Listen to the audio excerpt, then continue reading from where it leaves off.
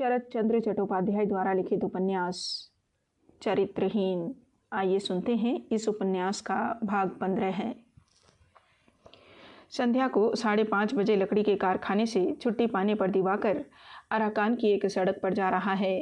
धूल से, धुएं से, लकड़ी के बुरादे से उसका संपूर्ण शरीर भर उठा है। गले पर चादर नहीं है, कुर्ता फटा और मैला है। धोती की भी वही दशा है। दाएं पांव के जूते की एड़ी घिस जाने से चट्टी सी बन गई है। बाएं पांव का अंगूठा जूते के बाहर से दिखाई पड़ रहा है। सारा दिन पेट में अन्न नहीं गया है। इसी दशा में हांफते हांफते वह मकान वाली के मकान में आ पहुंचा। 4 रुपये मासिक किराए पर वह निचले तल्ले की एक कोठरी में रहता है। पतले बरामदे के एक कोने में रसोई बनती है। एक और लकड़ी, ऊपलो, पानी की बाल्टी आदि आसपास रखी हुई हैं। दिवाकर के पांव की आहट पाकर पास की एक कोठरी से मकान वाली ने निकलकर कड़े स्वर से कहा, आ गए? अच्छा हुआ। यह सब तुम लोग क्या कर रहे हो बाबू? रसोई पानी नहीं, नहाना खाना नहीं, रात दिन केवल झगड़ा लड़ाई, दांत पीसना, यह तो हमारे घर की लक्ष्मी को हटाने का उपाय कर रहे हो तुम लोग। दिवाकर उदास मुख से सिर झुकाए रहा। वह दोपहर को खाना खाने आया था, पर किरणमयी के साथ झगड़ा करके बिना नहाए खाए अपने काम पर चला गया था। लेकिन उसकी अवस्था देखकर मकान वाली का क्रोध ठंडा नहीं हुआ। उसने फिर कहा, यह तो तुम्हारी ब्याही हुई स्त्री भी नहीं है बाबू कि इस पर इतना जोर जुलम चला रहे हो। जैसे निकाल कर ले आए थे वैसे ही उसने भी अपना धर्म रखा है। अब तो तुम्हारी भी नौकरी लग गई है, अब तुम अलग हो जाओ। अब उसको दुख क्यों देते हो बाबू? ऐसी जवान औरत खाए पिए बिना सूख कर कांटा बन गई। थोड़ी देर तक मौन रहकर वह बोली, नहीं तो इसकी चिंता ही क्या है। वहीं मोड़ पर जो मारवाड़ी बाबू है वह रोज ही मेरे पास आदमी भेजता है, कहता है सोने से सारा शरीर मढ़ दूंगा। और तुमको भी औरत के लिए चिंता क्या है बाबू? भात बिखेर देने से क्या कौवे का अभाव रहता है? जाओ, हट जाओ, मेरी बात मानो। कई दिनों से कह रही हूँ, तुम लोगों में मेलजोल अब नहीं होगा। दिवाकर ने बीच ही में रोककर कहा, रहने दो, मेरी बात उठाने की आवश्यकता नहीं है। लेकिन उनका भी क्या यही मत है? तुम ही उनकी मंत्रणी हो क्या? ठीक उसी समय किरणमयी अपनी कोठरी से बाहर निकल आई। अवस्था के परिवर्तन से शरीर का शारीरिक मानसिक सब प्रकार का परिवर्तन कितना शीघ्र हो जाता है, यह देखने से अवाक रह जाना पड़ता है। आज उसकी ओर देखकर कौन कहेगा यह वही सौंदर्य की प्रतिमा किरणमयी है। 6 मास पूर्व वही एक दिन समाज के धर्म को व्यंग्य करके, मनुष्यत्व को पद दलित करके एक नासमझ युवक को सौंदर्य और प्रेम के मोह में फांस कर उसे सब प्रकार की सार्थकताओं से दूर करके ले आई थी। वही धोखाधड़ी की रस्सी स्वयं किरणमयी के ही गले में पड़ गई है। पाप के साथ निष्फल क्रीड़ा करते रहने के कारण दिवाकर के हृदय से जो वासना का राक्षस निकल पड़ा है, उससे आत्मरक्षा करने के लिए दिन रात लड़ाई करती हुई किरणमयी आज घायल हो चुकी है। उसके सिर के बाल सूखे इधर उधर बिखरे हुए हैं। वस्त्र मैला है, पटा पुराना है। मुंह पर एक प्रकार की सूखी हुई क्षुधा मानो निराशा की चरम सीमा को पहुंच गई है। संपूर्ण शरीर की श्रीहीनता देखने से दुख होता है। मूर्तिमयी लक्ष्मी की भांति वह धीरे धीरे आकर बरामदे में एक खंबे पर टिक कर दोनों की ओर देखती हुई चुपचाप खड़ी हो गई। उसे देखते ही भूख से व्याकुल दिवाकर गरज उठा। निर्लज्जता की सीमा नहीं रही। वह मुंहजोर दिवाकर आज घर भर के लोगों के सामने ऐसी भाषा में चिल्ला चिल्ला कर बोल सकता है, इस पर विश्वास करना सरल नहीं है। लेकिन वास्तव में उसने यह जो कहा, क्या भाभी यही बात है?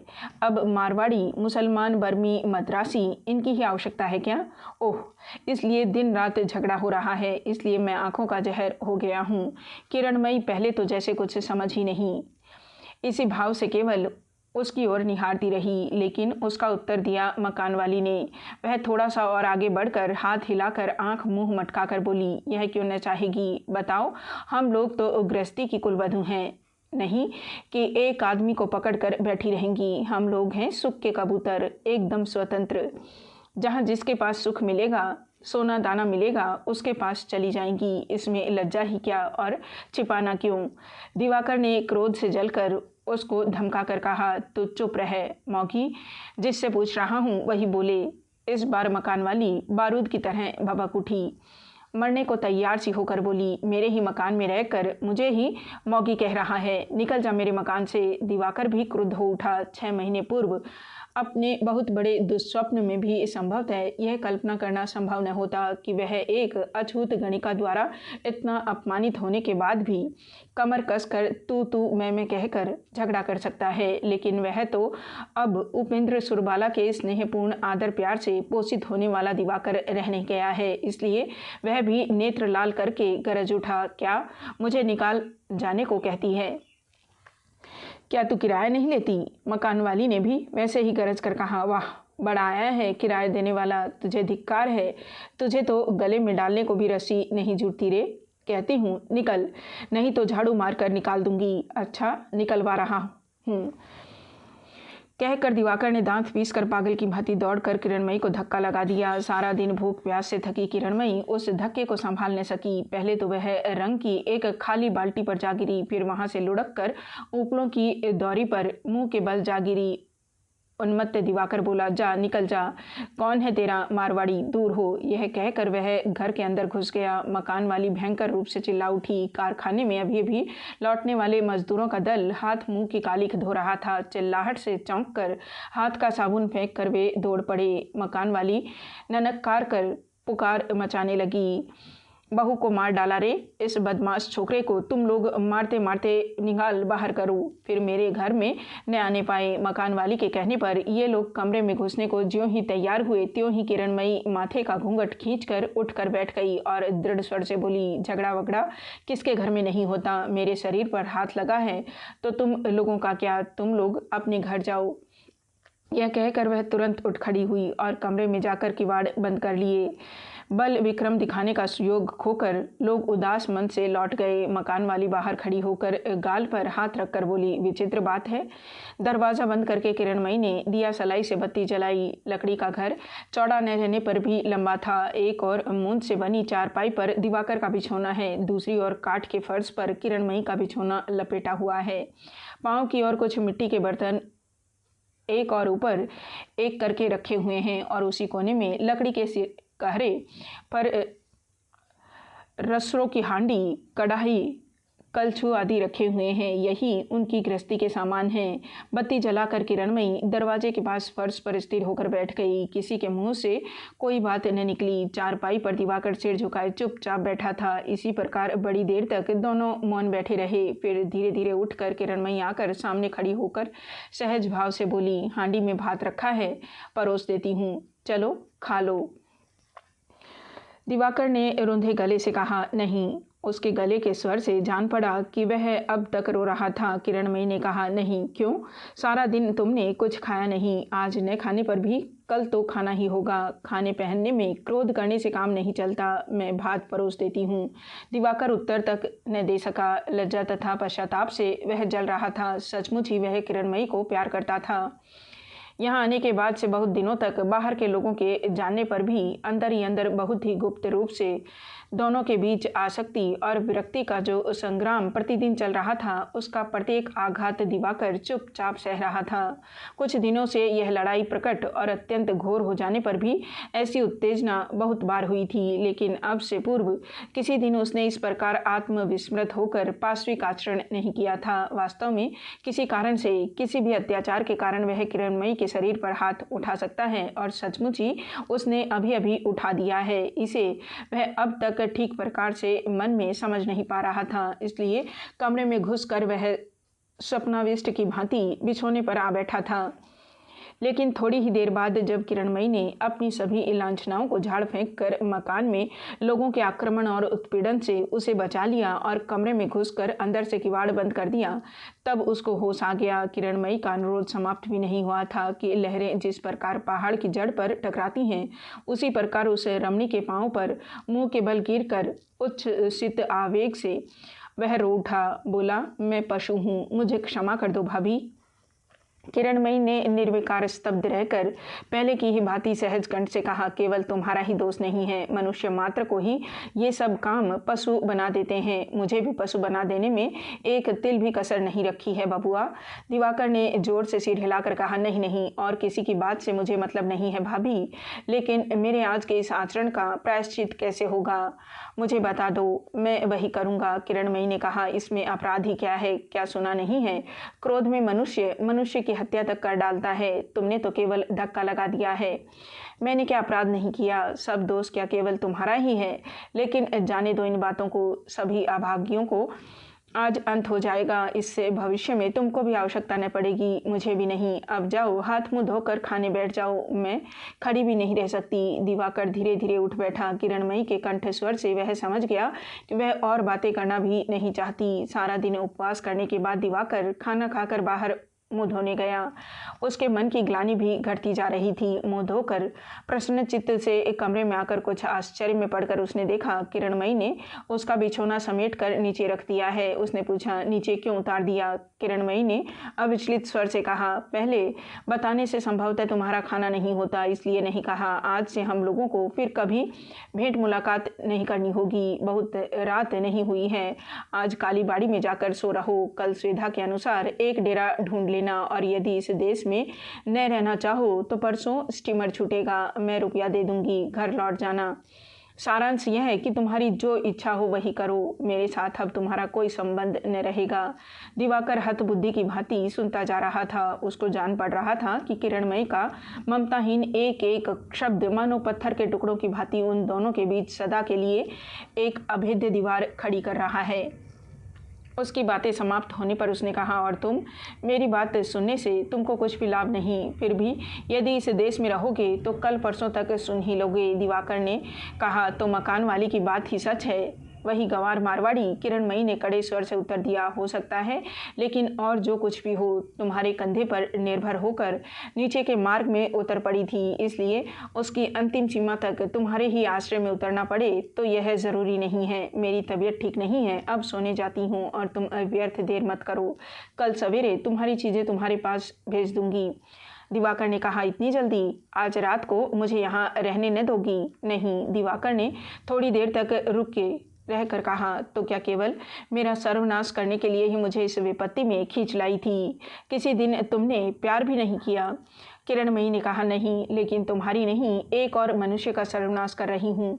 ऐसा सोचकर ही मैंने तुम्हारा नुकसान किया है, और मेरा जाने दो, मेरी बात आदि से अंत तक सब मुझसे भूले ही हुई है, और इन्हीं भूलों के लिए आज मैं पाँव पड़कर तुमसे क्षमा मांग रही हूँ। बबुआ जी, इस निर्विकार पत्थर की प्रतिमा की भांति उस मुख की ओर देखकर दिवाकर ने लंबी सांस लेकर कहा, मेरे सर्वनाश की धारणा तुमको नहीं है, लेकिन तुम इतनी सरलता से क्षमा मांग सकती हो। लेकिन इस सर्वनाश की अपेक्षा भी आज मेरा प्रेम बहुत बड़ा है, इसलिए अभी तक मैं जीवित हूँ, नहीं तो छाती फट जाने से मैं मर गया होता। लेकिन एक बात तुम मुझे समझा कर कहो, जिसके पास तुम जाओगी उसको भी तो तुम प्यार नहीं करती, संभवतः उसे तुम पहचानती भी नहीं, तो भी मुझे छोड़कर तुम वहाँ क्यों जाना चाहती हो? मैंने तो किसी दिन तुम्हारा कोई अनिष्ट नहीं किया, लेकिन सचमुच ही क्या तुम जाओगी? किरणमयी ने सिर हिलाकर कहा, सचमुच ही जाऊंगी। इसके बाद वह बड़ी देर तक भूमि की ओर निहारती रही, फिर मुँह ऊपर उठाकर बोली, नहीं, आज मैं कुछ भी छिपाऊंगी नहीं। मैं भगवान को नहीं मानती, न आत्मा को मानती हूँ। यह सब मेरे लिए व्यर्थ है, एकदम असत्य है। मैं मानती हूँ केवल यह काल को और इस शरीर को। जीवन में केवल एक व्यक्ति के सामने मैंने हार मानी थी, वह थी सुरबाला। लेकिन जाने दो इस बात को, सच कहती हूँ बबुआ जी, मैं मानती हूँ केवल यह काल को और इस सुंदर शरीर को, लेकिन मेरा ऐसा फूटा भाग्य है, इसी से अनंग की भांति पतंग को भी मैंने मोहित करना चाहा था। यह कहकर लंबी सांस छोड़कर किरणमयी चुप हो गई।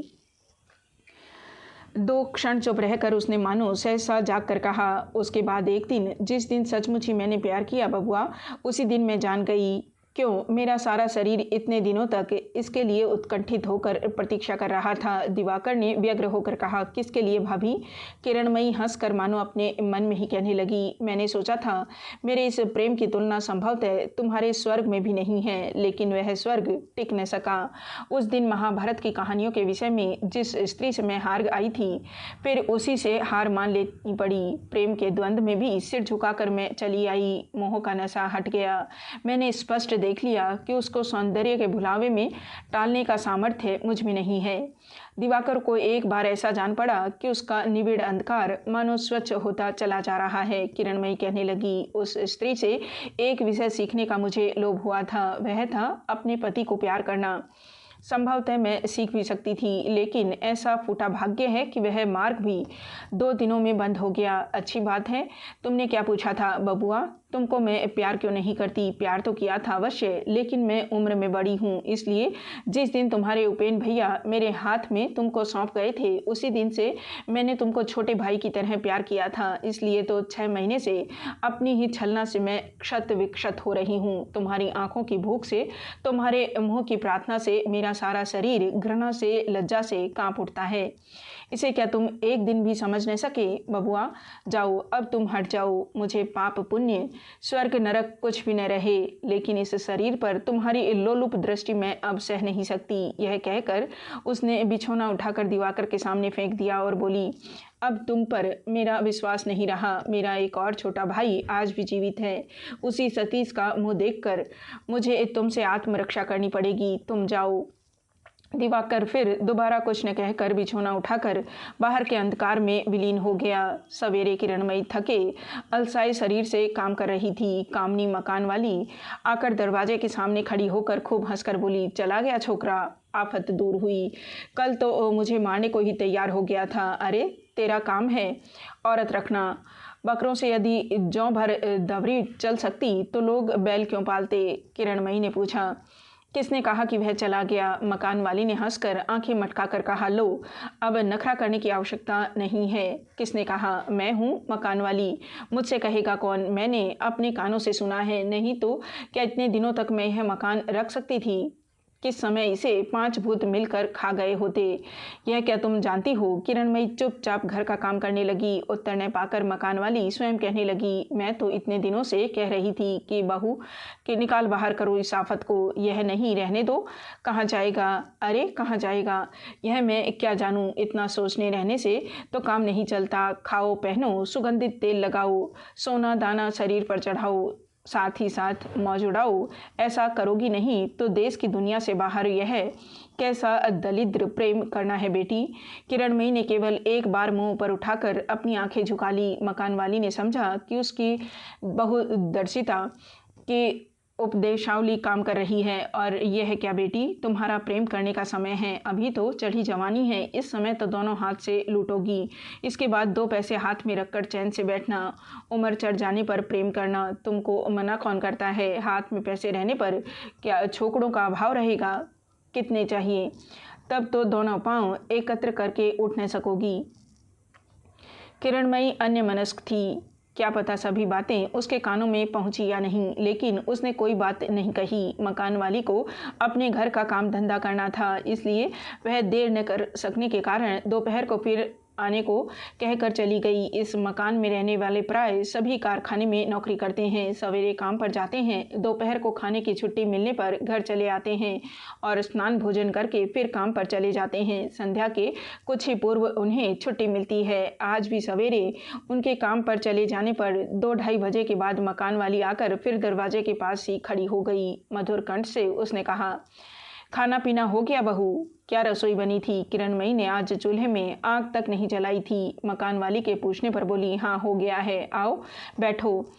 मकान वाली दरवाजे के पास बैठ गई। वह कमरे में घुसते ही समझ गई कि किरणमयी का मन ठीक नहीं है, इसलिए सहानुभूति के स्वर में बोली, यह तो होगा ही बेटी।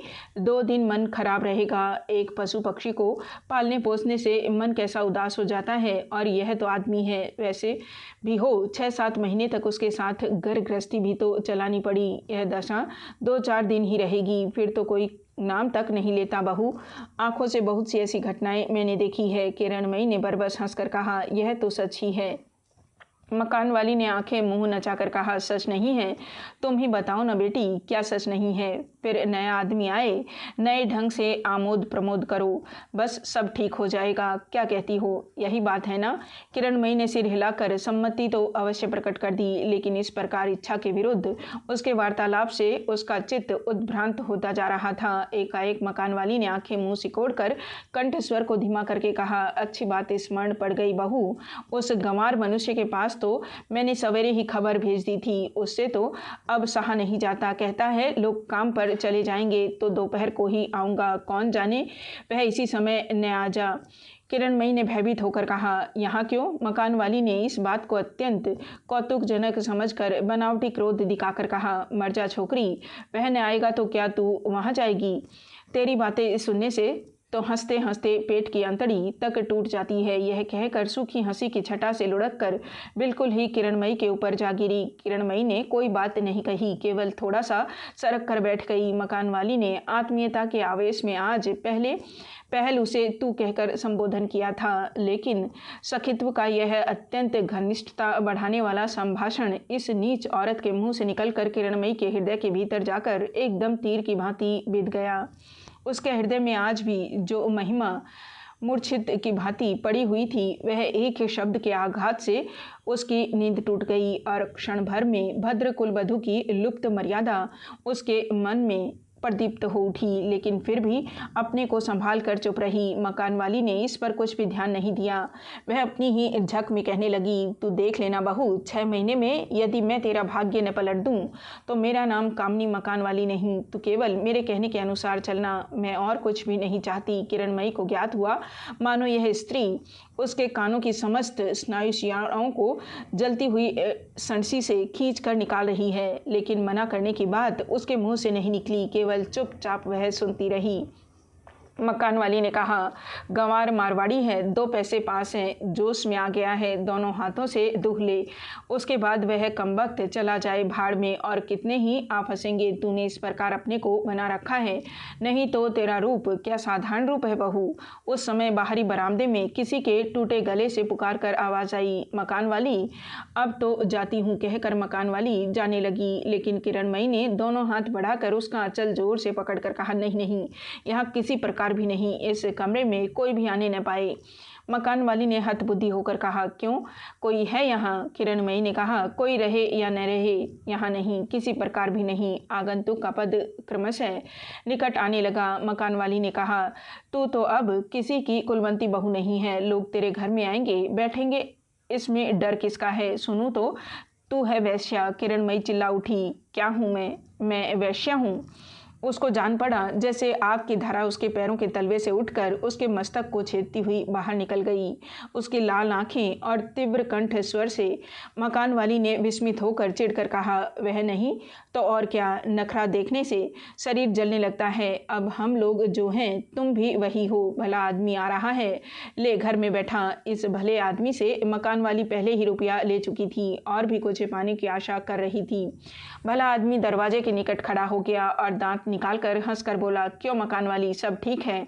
मकान वाली ने अपना आंचल खींचकर विनय के साथ कहा, सब तुम लोगों की मेहरबानी है, जाओ कमरे में जाकर बैठो, मैं पान लगा कर ला रही हूँ। जरा हंसकर बोली, अब तो यह घर द्वार सब तुम्हारा ही है बाबूजी, इसे अच्छी तरह सजाना पड़ेगा, यह मैं बताई देती हूँ। अच्छा, यह सब हो जाएगा। यह कहकर वह आदमी जरा भी संकोच न कर कमरे में घुसकर खटिया पर बैठने लगा। किरणमयी की स्नायु शिराओं में लोहे की भी कड़ी दृढ़ता थी, इसलिए इतनी देर तक वह सहन कर सकी थी, लेकिन अब न कर सकी। उसके रूप यौवन पर लुब्ध इस अपरिचित हिंदुस्तानी ग्राहक के कमरे में घुसते ही वह बेहोश होकर वायु झोंके से उखड़े हुए एक केले के वृक्ष की भांति भूमि पर गिर पड़ी।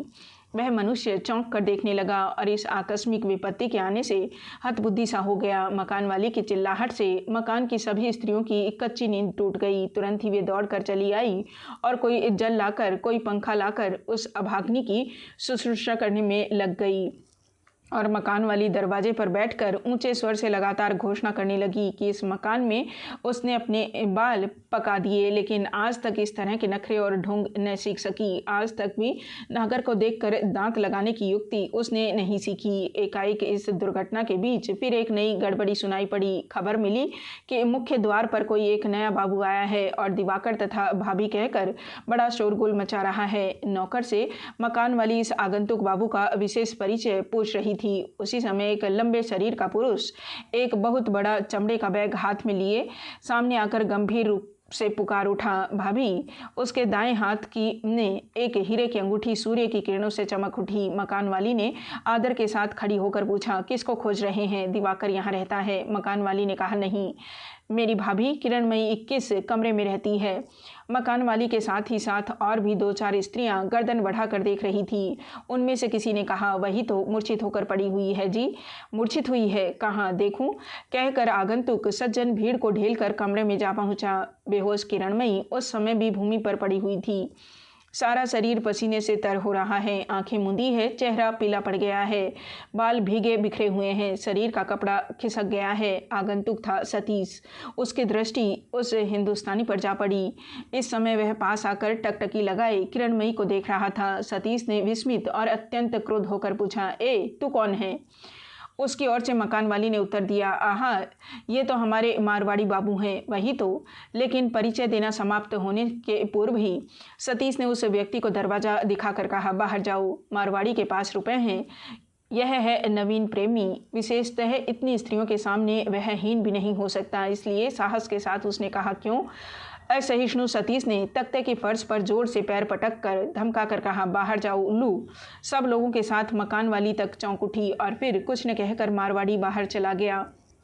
सतीश किरणमयी के शरीर को उसके खिसके हुए कपड़े ढककर एक पंखा लेकर जोर से हवा करने लगा और दोनों को घेर कर उपस्थित स्त्रियां विचित्र कलरव करने लगी। इन लोगों की तरह तरह की आलोचना से थोड़ी ही देर में सतीश बहुत सी बातें जान गया। मकान वाली क्षोभ और अत्यंत आश्चर्य प्रकट करके बार बार कहने लगी, इतनी बड़ी उम्र बीत जाने पर भी ऐसी औरत मैंने कभी नहीं देखी कि वेश्या कहने से वह आंखें उलट कर दांत लगाकर बेहोश हो जाए। कुछ देर के बाद होश आने पर किरणमयी माथे का कपड़ा संभाल कर उठ बैठी। क्षण भर देखती रहकर क्षीण स्वर में बोली, बबुआ जी।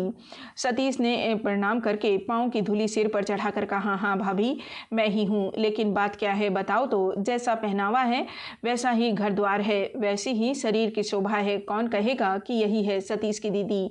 मानो कहीं की एक अनाथ पगली है। लड़कपन तो बहुत किया, अब कल के जहाज से घर चलो। स्त्रियों की ओर देखकर कहा, अब तुम लोग जाओ। किरणमयी निश्चल पत्थर की मूर्ति की भांति मुँह झुकाए निहारती रही। उसके हृदय की बात अंतर्यामी ही जाने, लेकिन बाहर से कुछ भी प्रकट नहीं हुआ। स्त्रियों के बाहर चले जाने पर सतीश ने कहा, वह सुअर कहाँ है भाभी? किरणमयी ने मुंह ऊपर उठाए बिना ही कहा, इतने दिनों तक तो यहीं था, कल रात को दूसरी जगह चला गया है। क्यों? मैंने चले जाने को कहा था इसलिए। लेकिन बुलाने से क्या एक बार आएगा नहीं? बुलाकर देखती हूँ। यह कहकर किरणमयी बाहर जाकर घर के नौकर को काली बाड़ी भेजकर फिर लौट आई। बोली, तुम आओगे?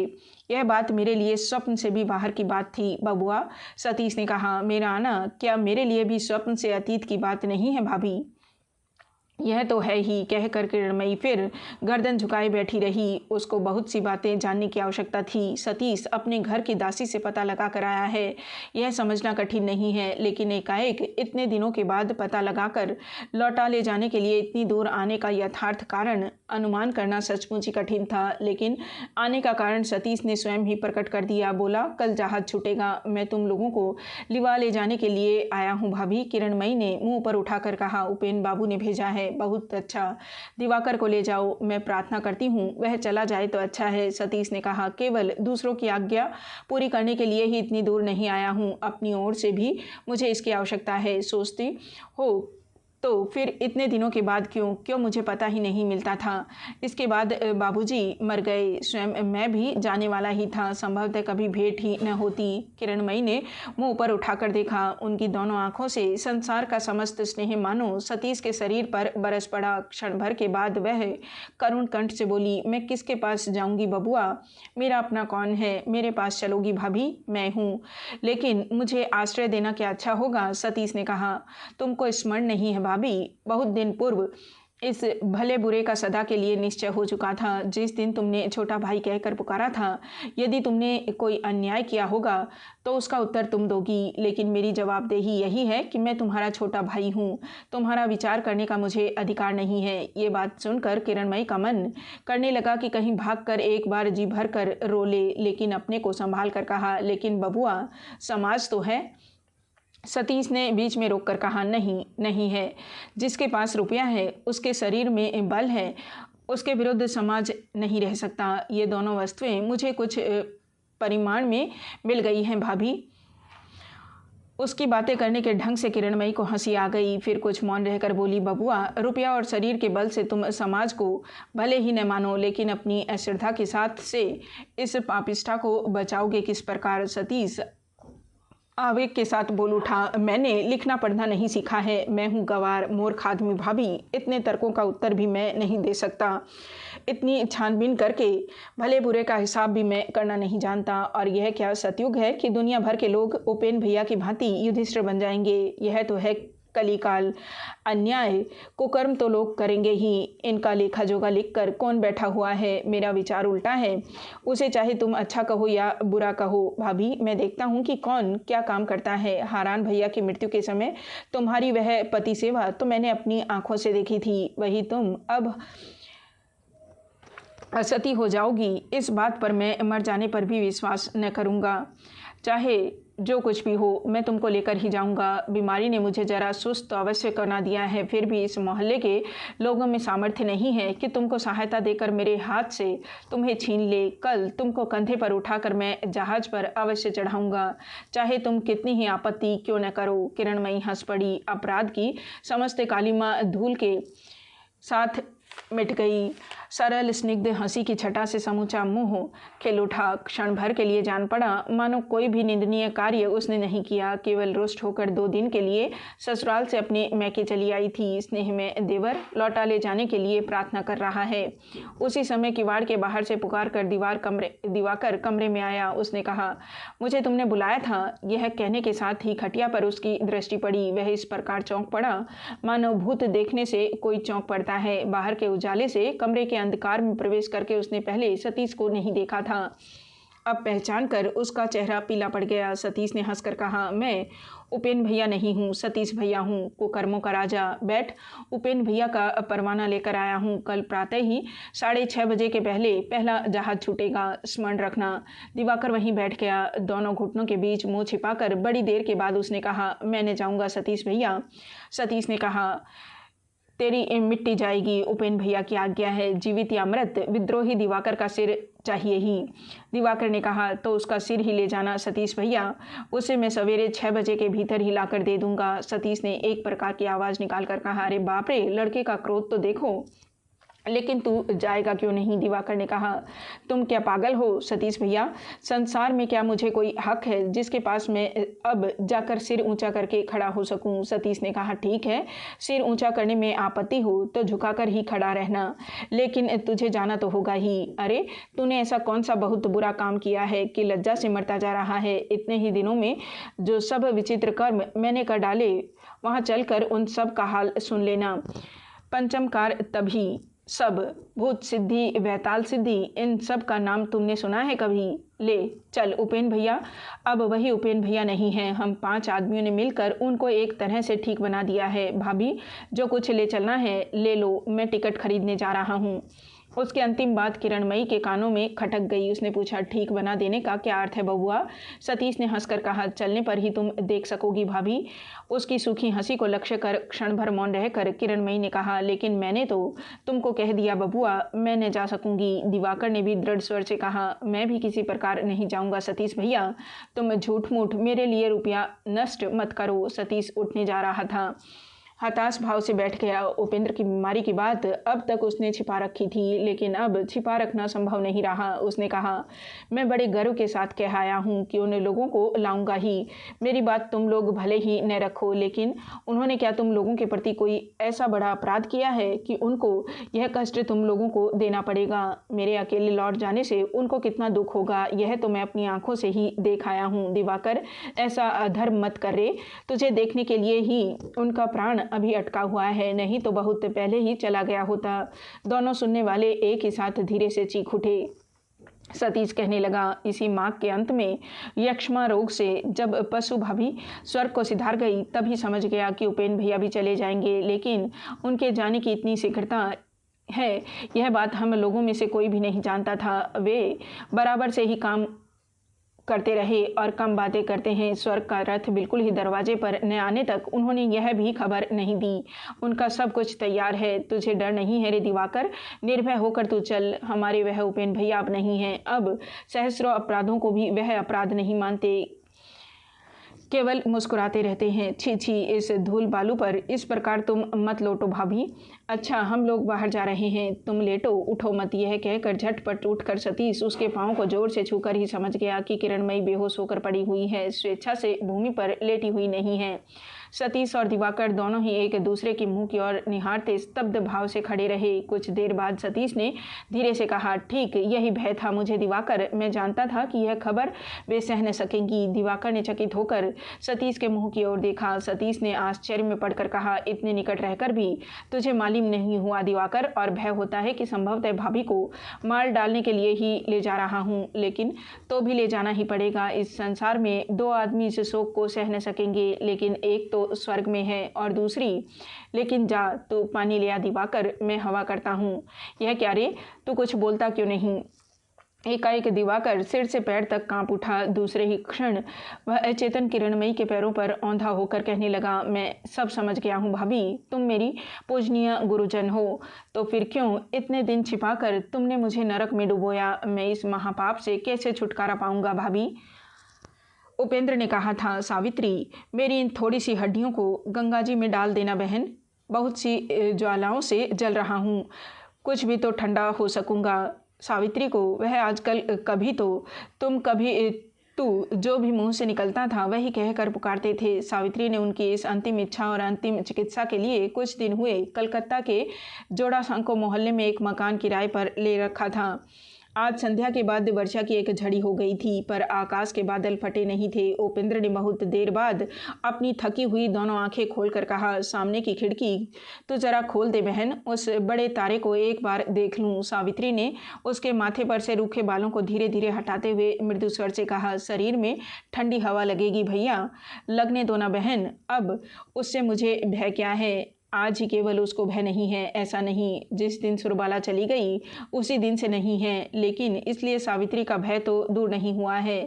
जब तक सांस तब तक आशा, संभवतः यही उसे मान्य है। इसी कारण जबकि मृत्यु सिरहाने के पास उसके साथ समान आसन जमा कर बैठ गई है, तब भी वह तुच्छ हवा को नाक के अंदर आने देने का साहस नहीं कर पा रही है। अनिच्छुक कंठ से उसने कहा, लेकिन तारा तो दिखाई नहीं पड़ता भैया, आकाश में तो बादल छाए हुए हैं। उपेंद्र ने दोनों मलिन नेत्रों को उत्साह से विस्फारित करके कहा, बादल? आह, असमय का बादल बहन, खोल दे, एक बार देख लूँ, फिर तो देख न सकूँगा। बाहर ठंडी हवा बड़े वेग से बह रही थी। सावित्री ने ललाट पर छाती पर हाथ रख कर देखा, ज्वर बढ़ रहा है। प्रार्थना करके वह बोली, अच्छा हो जाओ, बादल तो कितने ही देखोगे भैया, बाहर आंधी चल रही है, आज मैं खिड़की न खोल सकूंगी। उसका हाथ अपने हाथ में लेकर उपेंद्र ने रुष्ट होकर कहा, भला चाहती है तो खोल दे सावित्री, नहीं तो बरसात के दिनों में जब बादल उठेंगे तब तू रो रो कर मरेगी। यह मैं कहकर ही जा रहा हूँ, मैं अब देखने का समय न पाऊंगा। सावित्री ने फिर कोई प्रतिवाद नहीं किया। उसने एक बूंद आंखों का आंसू पोंछ कर उठकर खिड़की खोल दी। उस खुली खिड़की के बाहर उपेंद्र टकटकी बांधे देखते रहे। आकाश के किसी अदृश्य छोर से रह रह कर बिजली चमक उठती थी। उसकी चमक की छटा से सामने के एक गाढ़े काले बादल झलक उठते थे। उन्हें देखते देखते उपेंद्र की सांस किसी प्रकार भी मिट नहीं रही है, ऐसा जान पड़ रहा था। सावित्री स्वयं भी एक छड़ पकड़कर उसी ओर देखती हुई मौन खड़ी थी। उपेंद्र की दृष्टि एकाएक उस पर पड़ गई तो मन ही मन हंसकर वह बोले, बंद कर दे, खिड़की बंद करके मेरे पास आकर बैठ। लेकिन इतनी माया तो अच्छी नहीं है बहन, तनिक भी हवा शरीर पर तू लगने देना नहीं चाहती, लेकिन मेरे चले जाने पर तू क्या करेगी बता तो? सावित्री खिड़की बंद करके पास आकर बैठ गई। बोली, तुम तो कह चुके हो कि मुझे काम देकर जाओगे, मैं जीवन भर उसी को करती रहूंगी। तुम मेरी आंखों के सामने ही दिन रात रहोगे, कर सकोगी? सावित्री ने धीरे से कहा, कर क्यों न सकूंगी भैया, तुम्हारी बात के लिए तो वह नहीं न कहेंगे। उपेंद्र ने हंसते हुए कहा, वह कौन, सतीश? सावित्री सिर झुकाए मौन हो रही। उपेंद्र ने उसके सलज्ज मौन मुख की ओर देखकर लंबी सांस लेकर कहा, सावित्री, सतीश मेरा कौन है यह दूसरों के लिए समझना कठिन है। बाहर से जो दिखाई पड़ता है उससे तो वह मेरा साथी है, मेरा आजन का सखा है, लेकिन जो संबंध दिखाई नहीं पड़ता उससे सतीश मेरा छोटा भाई है, मेरा शिष्य है, मेरा सदा सेवक है। उसी रात को बहन, यदि तू अपना पूरा परिचय देकर हम लोगों को लौटा ले जाती तो संभव है मेरा अंतिम जीवन इतने दिन दुख में न बीतता। दिवाकर भी संभवतः मुझे इतनी व्यथा देने का सुयोग न पा सकता। अश्रु भरे नेत्रों से सावित्री ने कहा, मैंने तुम लोगों को लौटाना चाहा था भैया, लेकिन किसी प्रकार भी उन्होंने मुझे जाने नहीं दिया। दोनों चौखटों पर हाथ रखकर मेरा मार्ग उन्होंने रोक लिया। कहा, उनके सामने जाने से उनका अपमान करना होगा, उनकी इच्छा। कहकर उपेंद्र चुप हो गए। इस पर उपेंद्र के पिता शिव प्रसाद गठिया रोग से सैया पर पड़े हुए थे। गृहस्थी का काम धंधा छोड़कर माहेश्वरी उनके साथ न आ सकी थी, लेकिन मजले भाई अभिभावक बनकर कलकत्ता के डेरे पर थे। उनके और एक दूसरे मनुष्य के पैरों की आहट सीढ़ी पर सुनाई पड़ी। दूसरे ही क्षण वह कविराज को साथ लिए कमरे में आ गए। कविराज ने उपेंद्र की नाड़ी देखकर ज्वर की परीक्षा करके ज्यों ही दवा बदलने का प्रस्ताव किया, त्यों ही उपेंद्र ने हाथ जोड़कर कहा, इसके लिए तो मुझे क्षमा कर दें वैद्य जी, आपसे छिपा तो कुछ नहीं है, तो फिर जाते समय और क्या दुख दीजिएगा। बूढ़े चिकित्सक के नेत्र भर आए। बोले, हम लोग हैं चिकित्सक, अंतिम क्षण तक हमें निराश न होना चाहिए बेटा। इसके अतिरिक्त भगवान यदि सारी आशाएं समाप्त कर दे, फिर भी कष्ट दूर करने के लिए दवा तो चाहिए ही। उपेंद्र और प्रतिवाद न करके चुप हो गया। तब दवा बदलकर प्रयोग विधि बताकर चिकित्सक चला गया। उनको भरोसा तो रंच मात्र भी न था, बल्कि आज वे खूब अच्छी तरह जान गए कि रोगी की मृत्यु का समय क्षण प्रतिक्षण तीव्र गति से निकट आ गया है। 3 दिन बाद सोमवार को सवेरे सावित्री एक तार हाथ में लिए आई और बोली, कल प्रातःकाल वे लोग जहाज पर चढ़ चुके हैं। किसी का नाम सतीश ने नहीं दिया है, कहाँ है देखूं। उपेंद्र के पसारे हुए हाथ पर सावित्री ने तार रख दिया। तार के कागज को उन्होंने उलट पुलट कर देखा कि सावित्री को लौटाकर एक लंबी सांस ली। जाते समय सतीश उससे एकांत में कह गया था कि किरणमयी से भेंट हो जाने पर जैसे ही होगा वह उसको अवश्य लौटा लाएगा। अपना भाई बहन का संबंध भी बता कर गया था। इस परम आश्चर्य में रमणी को एक बार देखने का कौतूहल सावित्री को बहुत दिनों से था, लेकिन नासमझ सतीश कहीं उसको इस घर में ही न ले आए, यह आशंका भी उसको थी। उसने कहा, वे सब ओर से विचार करके काम नहीं करते, मुझे भय होता है भैया कि वे किरणमयी भाभी को यहीं न ले आए। उपेंद्र के होठों पर वेदना की सूखी हंसी दिखाई पड़ी। उन्होंने कहा, इस घर में वह आएगी क्यों बहन? इस देश में यदि वह लौट भी आए तो समझना होगा कि उसका दूसरा कारण है, लेकिन वह तो सावित्री नहीं है, वह तो कोई नासमझ नहीं है। तेरी तरह वह लोक और परलोक को समान मनाकर नहीं बैठी है। वह क्यों जानबूझकर इस भयंकर व्याधि के गर्त में गिरने आएगी, बता तो। सावित्री ने आंखें झुकाकर बड़े कष्ट से आंसू रोके। अपने को संभालकर उपेंद्र ने फिर कहा, एक आश्चर्य की बात तो यह देख सावित्री, किसी समय उसने सचमुच ही मुझसे प्रेम किया था। यह सुनकर सावित्री सचमुच ही आश्चर्य में पड़ गई, क्योंकि यह बात उसने सतीश के मुंह से भी नहीं सुनी थी। तो क्या वह बात सच नहीं थी भैया? उपेंद्र ने कहा, वह बात भी सच थी बहन।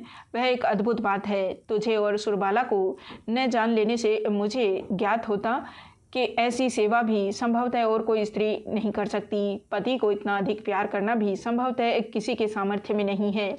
सावित्री ने कहा, लेकिन यह तो छलना नहीं हो सकती। उपेंद्र ने सहमति जताकर कहा, नहीं, छलना तो नहीं है। उसने भी तो कभी किसी को दिखाना नहीं चाहा। उसकी पति सेवा के साक्षी केवल भगवान ही थे और हम दोनों, सतीश और मैं। थोड़ी ही देर के बाद उनको डॉक्टर अनंग मोहन की बात स्मरण पड़ गई। स्थिर रहकर वह बोले, आज तो मेरा किसी पर क्रोध नहीं, घृणा नहीं, विद्वेष नहीं, विराग नहीं। आज मुझे बड़ी व्यथा के साथ ऐसा ख्याल आ रहा है कि वह सारा जीवन केवल इधर उधर टटोलती हुई सी घूमती रही, लेकिन किसी दिन उसे कुछ भी नहीं मिला। उसने मुझे भी कभी प्यार नहीं किया। कुछ भी प्यार करती तो क्या इतनी व्यथा दे सकती? दिवाकर हम लोगों का क्या था, इसे तो वह जानती थी। उसके हाथ में ही तो मैं उसे सौंप गया था। मैंने सोचा था मेरे स्नेह की वस्तु को वह भी स्नेह की दृष्टि से देखेगी। ओह, कितनी बड़ी भूल मुझसे हुई थी। उपेंद्र ने कुछ देर तक मौन रहकर कहा, इसलिए सोच रहा हूँ सतीश बिना सोचे समझे उसको साथ लिए कहीं यहीं न आ पहुँचे। सावित्री ने कहा, नहीं, यह किसी प्रकार भी न हो पाएगा भैया। अपनी बहन के रहने की व्यथा वे कहीं करें, लेकिन यहाँ नहीं। उपेंद्र कोई बात कहने ही जा रहे थे, लेकिन मुंह की बात मुंह में ही रह गई। अघोरमयी किसी प्रकार बीमारी की खबर पाकर उपेंद्र के गुणों की प्रशंसा करते हुए रोते रोते कमरे में आ गई। इस बीमारी की भयंकरता की उनको विशेष कुछ धारणा नहीं थी, फिर भी यह कहकर वह विलाप करने लगी, मुझ मोहजली का जबकि भीख मांगते फिरने का समय आ गया है और जबकि बिना खाए सूख कर मर जाना ही अनिवार्य हो गया है। तब उपेंद्र की सभी विपत्तियों को लेकर मैं ही क्यों नहीं मर जाती। उपेंद्र ने इतने दुख में भी हंसकर कहा, तुमको खाना क्यों न मिलेगा मौसी। सावित्री को दिखाकर कहा, मेरे जाने पर भी अपनी इस बहन को रख जाता हूँ, यह तुम लोगों को कष्ट न देगी। अभी तक सावित्री पर नजर नहीं पड़ी थी अघोरमयी की। उपेंद्र के कहने पर कठोर परिश्रम और मानसिक पीड़ा के कारण क्लांत श्रीहीन बहन की ओर देखकर उसके कौतूहल व विस्मय की सीमा नहीं रही, लेकिन निवृत्ति के लिए उन्होंने मुंह खोला ही था कि काम के बहाने सावित्री कमरे से चली गई। बृहस्पतिवार को दिन में 10-11 बजे सतीश जहाज घाट पर उतार कर गाड़ी किराए पर ले रहा था। उसने देखा कि बिहारी खड़ा है। मालिक को देखकर उसने पास आकर प्रणाम किया। किरणमयी पास ही खड़ी थी। बिहारी को संदेह हुआ कि यह वह ही है। उसने इसके पहले कभी देखा नहीं था, केवल सुना था कि वह असाधारण सुंदरी है, लेकिन मैले कुचैले कपड़े पहने इस साधारण स्त्री में सौंदर्य का विशेष कुछ भी न देखकर उसने समझा कि यह कोई दूसरी स्त्री है। उसने धीरे धीरे कहा, माँ जी, बाबू ने कहा है यदि वह बहू आ गई हो तो उसे और कहीं रख कर 2 आदमी डेरे पर आएं, उसको साथ लेकर न आएं।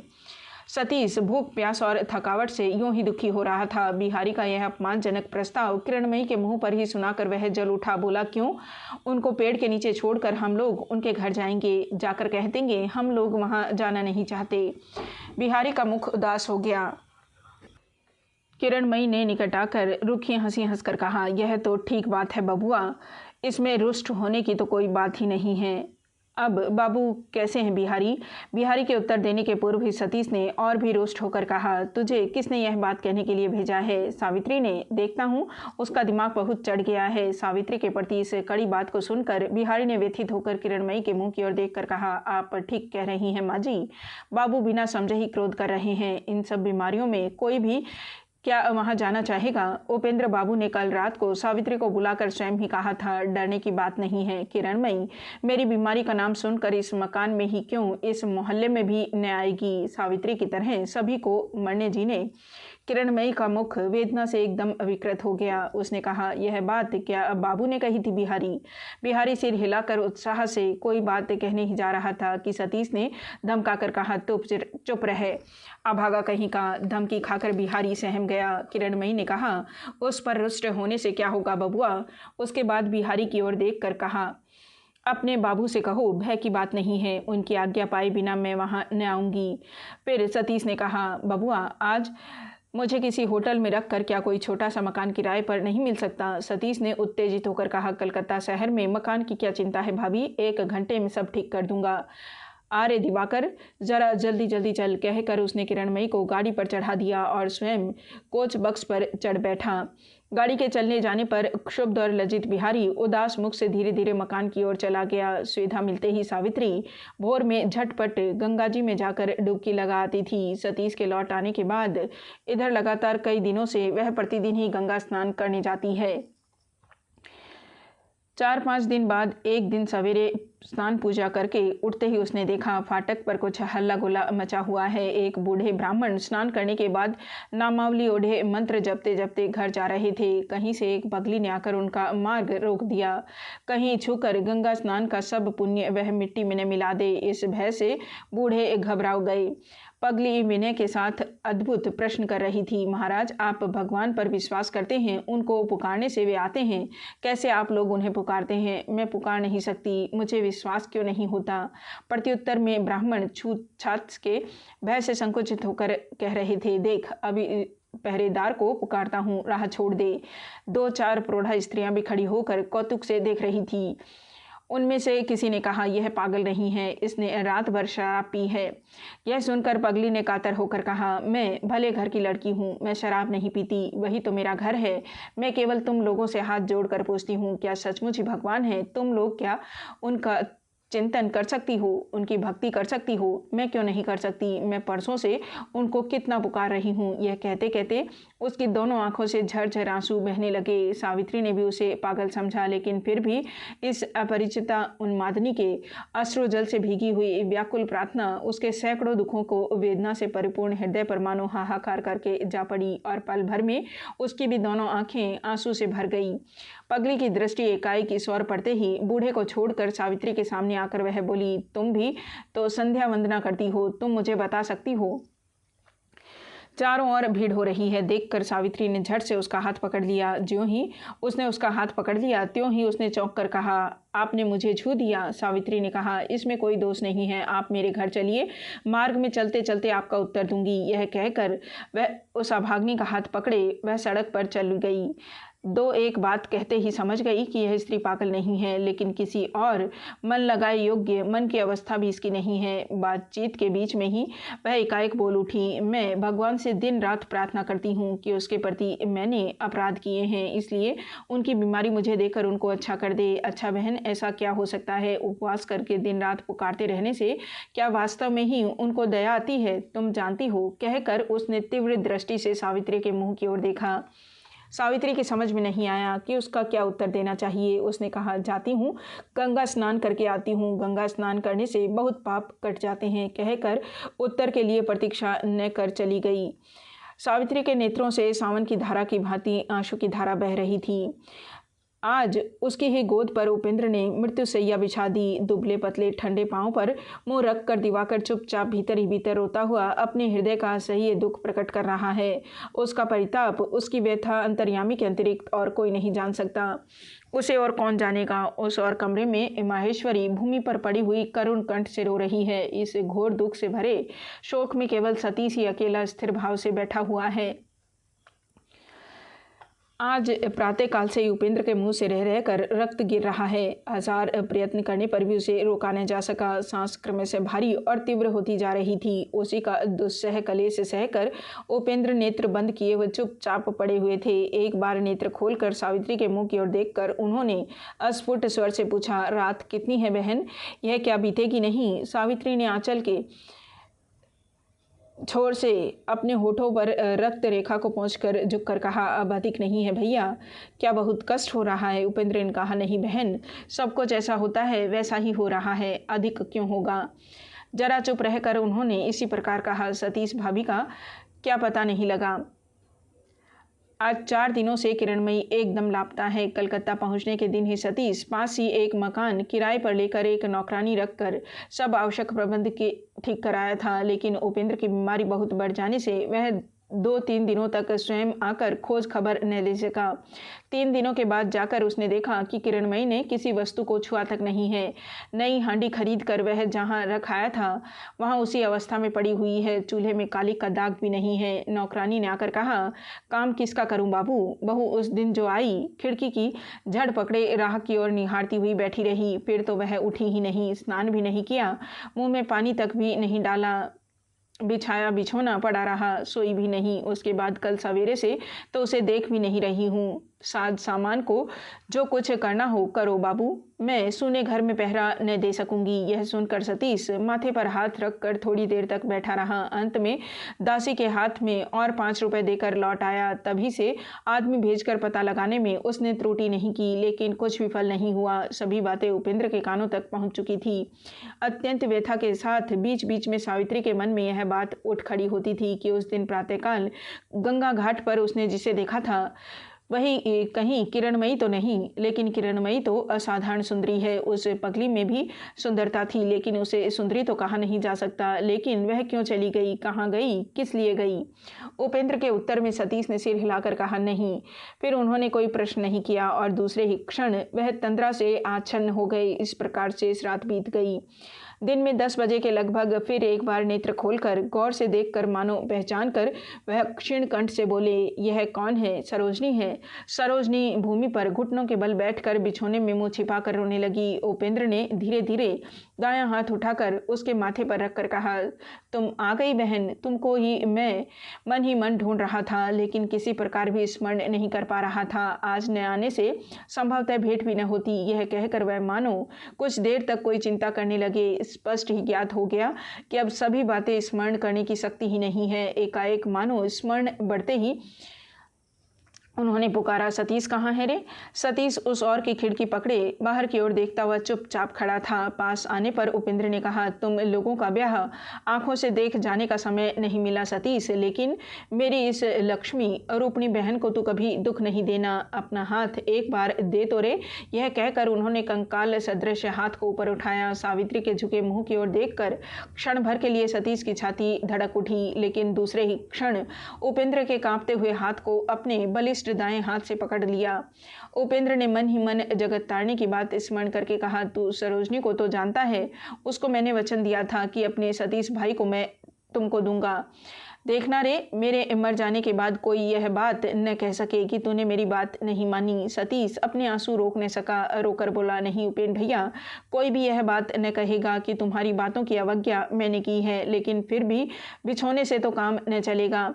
छिपाने से, सभी बातें खोलकर बता देने की तो मुझे आवश्यकता है। मैं अच्छा नहीं हूँ, इसमें बहुत से दोष हैं, मैं बहुत से अपराधों का अपराधी हूँ। इस पर भी किस प्रकार सरोजनी ग्रहण करेगी? बल्कि तुम मुझे अधिकार देकर जाओ कि किसी के भय से, किसी लोभ से, किसी दुर्बलता से उसको मैं अस्वीकार न करूँ, जिसने मुझे प्यार करना सिखाया है। यह कहकर उसने ज्यों ही सावित्री के मुँह की ओर मुँह घुमाया, चारों आंखें मिल गई, लेकिन उसी क्षण दोनों ने आंखें झुका ली। उपेंद्र हंस पड़े, बोले, आज भी क्या यह बात मेरे लिए जान लेना शेष है सतीश? मैं सब जानता हूँ, सब जानकर ही मैं तुम लोगों को एक करके जाना चाहता हूँ। सतीश बोला, लेकिन मुझे लेकर सरोजनी सुखी हो सकेगी? उत्तर देने की इच्छा से उपेंद्र ने सतीश के मुंह की ओर देखा। देखते ही सावित्री उच्छ्वसित आवेग से बोल उठी, यह भार तो मैंने अपने ऊपर ले लिया भैया, तुम निश्चिंत रहो। उपेंद्र चुप रहे, वह केवल उसके मुंह की ओर ताकते रहे। कुछ देर बाद बोले, आसक्ति का बंधन अब तुम्हारे लिए नहीं है सावित्री। दुर्भाग्य से यदि तुमको कुल के बाहर की निकाल दिया है बहन, तो तुम फिर उसके भीतर जाने की चाह मत करना, मेरा अनुरोध है। सुनकर सावित्री पत्थर की मूर्ति की भांति नेत्र झुकाए बैठी रही। आज सतीश एक और का है, उस पर उसका तनिक भी अधिकार नहीं रहा। उसकी भावनाओं को, उसकी वासनाओं को, उसके परम सुख की, चरम दुख की, उसकी दुस्सह वेदना की आज उसके नेत्रों के सामने ही समाप्ति हो गई। लेकिन उसने लंबी सांस तक भी न निकलने दी। व्यथा से छाती के अंदर ऐंठन पैदा होने लगी, लेकिन सब सहने वाली वसुमती जैसे अपने हृदय की दुर्गम अग्नि ज्वाला को सहती है, ठीक उसी प्रकार सावित्री शांत मुंह से सब सह कर स्थिर बैठी रही। उपेंद्र ने कहा, मैं समझ रहा हूँ बहन, लेकिन भार संभाल न सकती तो क्या मैं तुझे यह भार दे जाता? प्रत्युत्तर में सावित्री ने केवल उनके माथे के ऊपर पड़े हुए बालों को हटा दिया। एकाएक सतीश चिल्ला उठा, यह तो भाभी है। सावित्री ने चौंक कर मुंह उठाकर देखा, यह तो वही गंगा घाट की पगली है। बहुत धीरे धीरे कदम बढ़ाती हुई अत्यंत सावधानी से कमरे में आ रही है। पल भर में कमरे के लोग चकित हो गए। किरणमयी के रूखे बाल मुंह पर, ललाट पर, पीठ पर सर्वत्र बिखरे पड़े थे। साड़ी फटी हुई मैली थी, चितवन शून्य थी। यह मानो उन्माद शोक मूर्ति धारण करके एकाएक कमरे में आ खड़ी हुई है। सतीश की ओर देखकर धीरे धीरे कहा, खोजते खोजते मुझे मकान मिलता ही नहीं था बबुआ। कितने ही लोगों से मैंने पूछा, कोई भी न बता सका कि मकान कहाँ है। आज मैं कालीबाड़ी से आ रही थी, भाग्य से बिहारी से भेंट हो गई, इसी से उसके पीछे आ सकी। उपेंद्र की ओर घूमकर उसने पूछा, आज कैसे हो बबुआ जी? उपेंद्र ने हाथ हिलाकर बताया, अच्छा नहीं हूँ। किरणमयी ने अत्यंत वेदना के साथ कहा, आह, मैं मर जाऊं, सुरबाला अब नहीं है, सुनकर रोते रोते मैं मर रही हूँ। वही तो मेरी गुरबानी थी, उसी ने तो मुझसे कहा था भगवान है। एकाएक उसकी आंखें दिवाकर के पीले चेहरे पर जा पड़ी। तुरंत ही बोल उठी, आह, तुम ऐसे लज्जित क्यों हो रहे हो बबुआ? तुमको क्या इन लोगों ने लज्जित किया है? यह कहकर उसने उपेंद्र की ओर तीव्र दृष्टि निक्षेप करके कहा, इसको तुम लोग दुख मत देना बबुआ। मेरे हाथ में जैसे तुमने इसे सौंप दिया था, उस सत्य को मैंने एक दिन के लिए भी नहीं तोड़ा। उसकी प्राणपण से रक्षा करती आई हूँ, लेकिन अब मेरे पास समय नहीं है। फिर तुम लोग इनको वापस ले लो। फिर एकाएक शांत होकर स्निग्ध कंठ से बोली, मेरे आंचल में काली माई का प्रसाद बंधा हुआ है बबुआ, थोड़ा सा खाओगे, संभवतः अच्छे हो जाओगे। सुना है इस तरह कितने ही लोग अच्छे हो गए हैं। एक दिन जिस रमणी के रूप की सीमा नहीं थी, विद्या बुद्धि का भी अंत नहीं था, वह क्या यही किरणमयी है? आज वह क्या कह रही है वह स्वयं भी नहीं जानती। सतीश और सहन न कर सका, ओह कहकर कमरे से चला गया। और इतने दिन बाद उपेंद्र के नेत्रों से किरणमयी के लिए आंसू लुढ़क पड़े। किरणमयी ने झुककर आंचल से उन आंसुओं को पोंछकर कहा, आह बबुआ जी, अच्छे हो जाओगे। सावित्री पर उसकी दृष्टि पड़ी। उसे अच्छी प्रकार क्षण भर देखकर कहा, उस दिन गंगा घाट पर तुम्ही से भेंट हुई थी ना, जरा हट न जाओगी जिससे कि तुम्हारी तरह मैं भी बबुआ के पास बैठूं। सरोजनी ने उसका हाथ पकड़कर कहा, मुझे तो पहचानती हो। किरणमयी ने कहा, पहचानती क्यों नहीं, तुम तो सरोजनी हो। सरोजनी ने कहा, चलो भाभी, हम लोग उस कमरे में चलकर जरा बातचीत करें। यह कहकर वह उसे पास के कमरे में खींच कर ले गई। कमरे के बाहर जाते ही उपेंद्र अचेत हो गए। संभवतः वेदना और चोट उसे असह्य हो गई थी। सावित्री वैसे ही उसको गोद में लिए बैठी रही। पानी तक मुंह में डालने के लिए वह न उठी। दोपहर का सारा समय बेहोशी की दशा में बीत गया, लेकिन संध्या के बाद ज्वर बढ़ जाने के साथ ही साथ उनकी चेतना लौट आई। नेत्र खोलते ही उनकी दृष्टि पड़ी सावित्री पर। क्षीण स्वर से बोले, तो बैठी हुई है बहन, तुझे छोड़कर जाने की बात स्मरण आते ही मेरी आंखों में आंसू आ जाते हैं सावित्री। सावित्री ने रोक कर कहा, मुझे भी अपने साथ साथ ले चले भैया। उपेंद्र ने उसका उत्तर न देकर सतीश से कहा, भाभी कहाँ हैं? सतीश ने कहा, नीचे सो रही हैं, मेरी नज़र में ही है।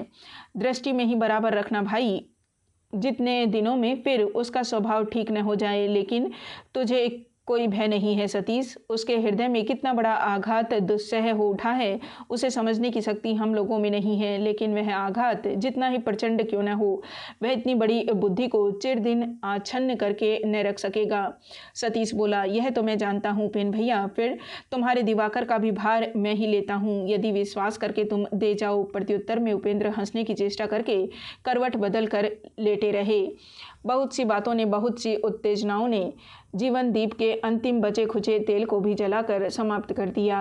थोड़ी देर में देखा गया कि मुंह से रक्त बह रहा है। सांस है या नहीं, संदेह की बात है। सब लोगों ने पकड़कर उसको नीचे उतार दिया। उपेंद्र के निश्चल जर्जर प्राण अपनी सुरबाला की खोज में निकल पड़े। तभी सभी गाल फाड़ फाड़ कर रो पड़े। उनके गगनभेदी त्रेणी से घर कांप उठा। लेकिन नीचे के कमरे में किरणमयी उद्वेग रहित अपमान से सो रही थी।